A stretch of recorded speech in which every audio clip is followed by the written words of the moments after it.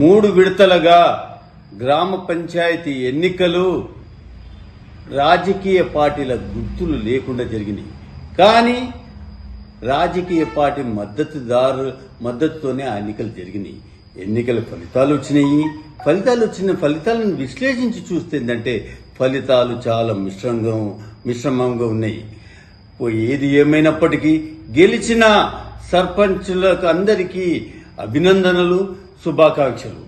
ఆ తర్వాత వాళ్ళు ఒకటి గుర్తుపెట్టుకోవాలి, వారికి వచ్చే నిధులు ఇవి చట్టపరమైనవి, ఎవ్వరికి ఏమి ఆపలేని విధంగా వారికి నిధులు వస్తాయి. కాబట్టి ఏంటంటే వారు తమ గ్రామ అభివృద్ధి, ఆ తర్వాత గ్రామ ప్రజల యొక్క సంక్షేమానికి పాటుపడాల్సిందిగా విజ్ఞప్తి చేస్తున్నాం. అదేవిధంగా ఏంటంటే బీఆర్ఎస్ బలపరిచిన సర్పంచ్ అభ్యర్థులను గెలిపించినందుకు ఓటరు మహాశయులందరికీ